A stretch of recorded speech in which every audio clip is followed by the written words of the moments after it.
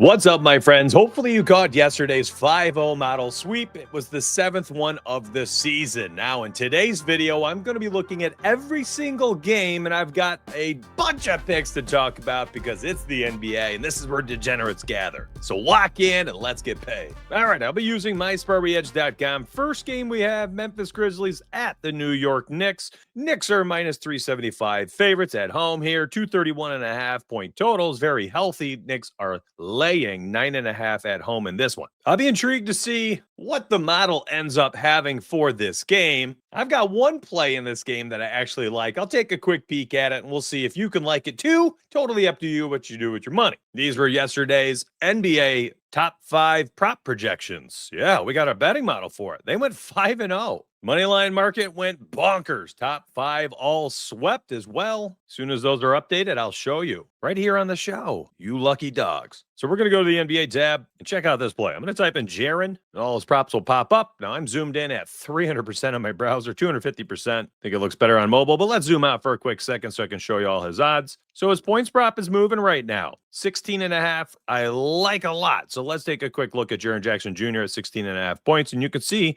man, 1 point differential. Here you go, FanDuel versus DraftKings. DraftKings 17.5, FanDuel 16.5. If the trends matter to you at all. What I like seeing is right here. Look at the shot volume and the minutes. Jaren Jackson always been one of those guys who can start scoring in bunches here when he gets the minutes and the opportunity. This season, he's played 28 plus minutes in all but 3 games. Those 3 games were the first 3 of the season. So Jaren Jackson Jr.'s play volume, his minutes volume is up, and his shot volume has been healthy at double digits in all but 4 games this season. And of course, that has allowed him to hit the over in 8 of 11 games this season. The Knicks give up a ton of spot-up shooters, opportunities, I guess is the phrase. Yeah, a lot of field goal attempts from spot-up shooters. Jaren Jackson, that's essentially what he does best. I think he should have some extra opportunities in this one. Now, I want to make this abundantly clear, my friends. With all the things I talk about in this game, these are video leans. I do not know what's going to be official. Those will be posted in Discord only, including the VIP betting model. All right, next up, Raptors and Nets. I've zoomed out a little bit because I was struggling to use the tool at 250% mobile view. This is just the normal view. Raptors heavy favorites at home, laying 10 points against the hapless Brooklyn Nets. Do we have plays here? Yes. Emmanuel Quickley has looked so good playing on the Raptors. I thought he might get lost in the mix this season. Emmanuel Quickley, I didn't know if he's going to fit in, but he's doing all right out there. He's getting the minutes he needs, and the minutes, honestly, is all he's ever needed. He hit a bunch of rebounds and assists. Both his assist prop today at 5.5 and his rebound prop at 3.5 are juiced heavily to the over. In fact, I'll show you really quick. So if you look at his rebounds, you're going to see 3.5 minus 151 on DK, minus 160 on FanDuel, so on and so forth. Flip is juiced. Novig is juiced. And then you go look at his assists and same story. Novig minus 157, Profit X minus 144. Some lines are moved to 6.5 here.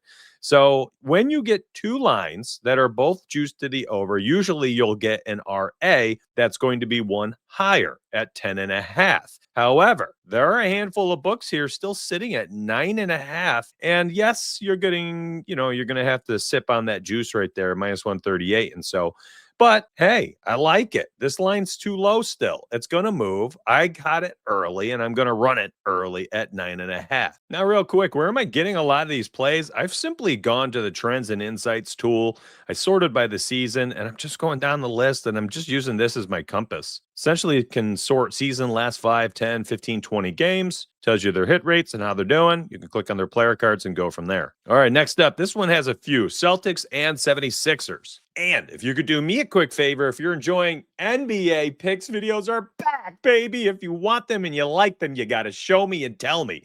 Links down below if you want the VIP. But more importantly, like the video and drop a comment. You got to show YouTube, hey, I like this video. I want more of it. And YouTube says, all right, let's push this out there. Let's bump this algo up. And if I see that, I make more videos. I'd like to do them daily. So run it up. Run up them likes. Let me see if I can get you paid. Celtics, 76ers, think there's a lot of goodness here. 231.5 point total and a 1 point spread. Give it to me. We got plays here. Let's start with Tyrese Maxey, a walking W essentially in all markets. It's been nuts. I mean, look, so 32 and a half. People wonder, should you take bumps? Well, I'm going to show you. Here's why I'm not a big fan of taking bumps for the NBA. You switch to BetMGM at 31 and a half, almost identical odds, by the way, as DK, better than FanDuel's, and a whole line lower. And look, now all of a sudden he's cashed in all 10 of 10 games this season, averaging 38.1. I like his PR. I like his PA. I like just his points. I like just his rebounds. I like just his assists. And that means I should probably simply just like his PRA. It's up to you how you want to run it. I've actually got a parlay built for members that includes Tyrese Maxey. But for the sake of this video, here's an interesting lean. He played Boston earlier this season. That was without Joel Embiid. Played 44 minutes, scored 26 points, but had 8 rebounds and 14 assists in that game against Boston, racking up 48 PRA. What a beast this season. Here's another one. Kelly Oubre Jr. for the 76ers.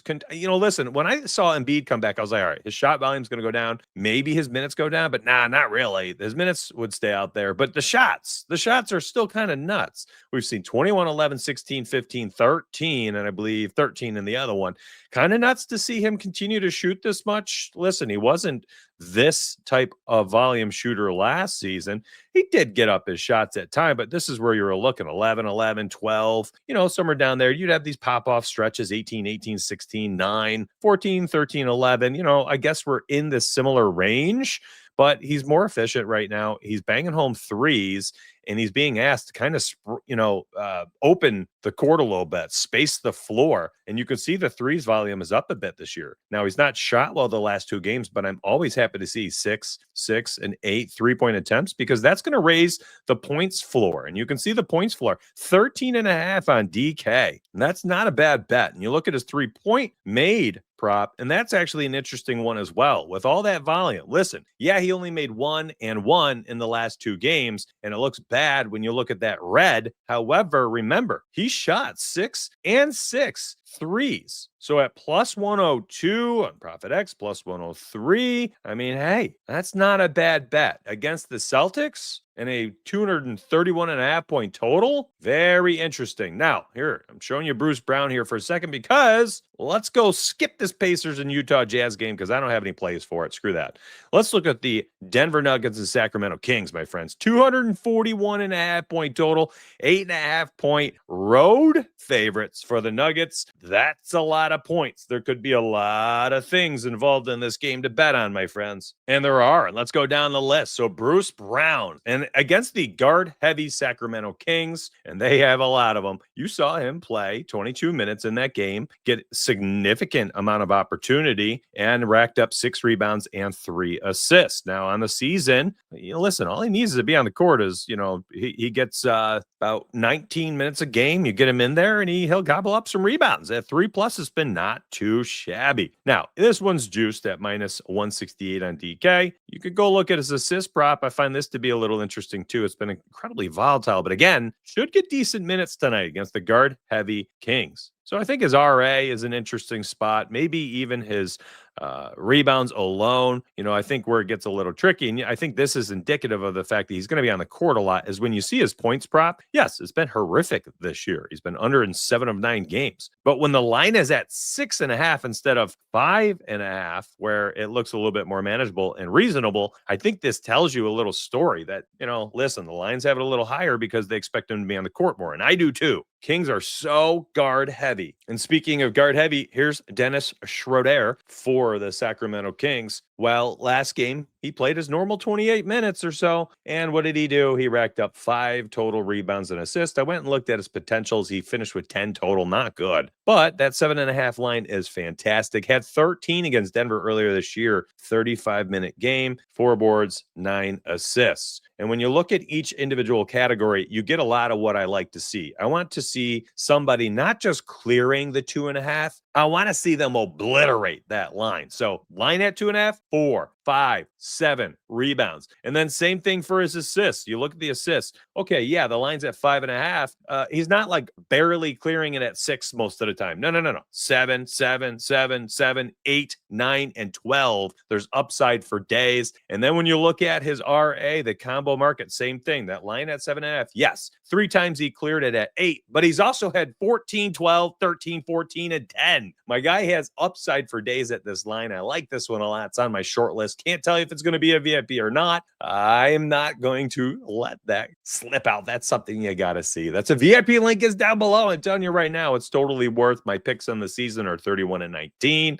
The model has profited over and over and over again. We post our top 5 money line picks per day, top betting official, game official picks per day. Both are profitable. In fact, if you blindly hip-tailed the top 5 money line picks every single day, you've had 7 sweeps on this early NBA season. What are we, 20 days in? 20 games or so? I think it's a total of like 25 days. I don't know. Whatever it is. My friends, 7 full 5-0 sweeps. You know how many crazy parlays that is? That's nuts. And by the way, raise your hand if you were a part of it last night. I got 2 more plays I'm going to talk about, but Your Betting Edge, that moderated channel inside Discord, well, all he does is post lottos, essentially. He's up like 38 units for NFL over 6 weeks. He's been running that channel. Just lottos, usually 1 to 2 per week. That's it. And he's up 38 units. Well, he posted his first NBA lotto for members last night, a 9-leg parlay. And I was like, oh, come on, man. Stop. Don't lose people money in NBA. NBA's a cash cow. Well, he freaking swept it. He cashed a plus 2,000 parlay last night. His first posted lotto of the season. And of course, he banged it home. Again, VIP link down below. It ain't just me. It ain't just my betting models. There are other moderated channels in there with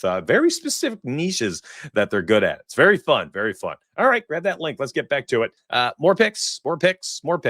Jamal Murray. Hey, I already talked about that guard-heavy lineup. Well, Jamal Murray is going to play minutes this season. He is healthy, and that's good for betting purposes. Jamal Murray, one of the best guards in the NBA when healthy, and you're seeing him healthy. Now, again, I already talked about I want to see somebody who can obliterate their original line. Well, at 3.5 rebounds, yeah, 6, 6, 6, 7, 8, crushes it, right? Go to assists. Same thing. A little bit more volatile, but you have, at 5.5, you've gone to 10, 6, he barely cleared it, 7, 8. The upside is there. Now, put him at the RA, and you can see what I saw earlier with Emmanuel Quickly. When you get 2 different markets juiced, the combo market usually is raised by a total value. But check this out. It's still there at 8.5 on FanDuel, on ProfitX, Hard Rock, Bovada, Underdog. I mean, it is available, my friends. It's available at 8.5. Now, if I were to pick one of them, I would go with the rebounds at 3.5. You got really good odds here for no big users. 3.5 would be the play for me. Now, kind of crazy. I think my favorite out of this entire game is just the rebounds.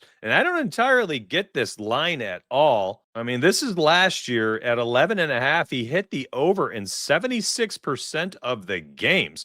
3 games versus the Nuggets, and he hit the over in all 3 of 3. Fast forward to this season at 11.5, he's hit the over in 6 of 7. So 76% of the games last year, 86% of the games this year, hit the over last year and this year against the Nuggets in all 4 of 4 games, averaging 15.5 total rebounds. He already played Denver 2 games ago and had, well, what do you know? 17. I don't get it. If I were to make like a play of the day for this video, this would be it. It would be Domantas Sabonis over 11.5 rebounds. He's going to play a ridiculous amount of minutes in the matchup against Jokic. He's done well in the past with it. He did well at this number last year for over 3/4 of the game. He's done well at this number this year at 86% of the games. I do not get it. Even at 12.5, if you're getting plus odds, I still think is a fine play. Maybe not a full unit, maybe a half unit, totally up to you.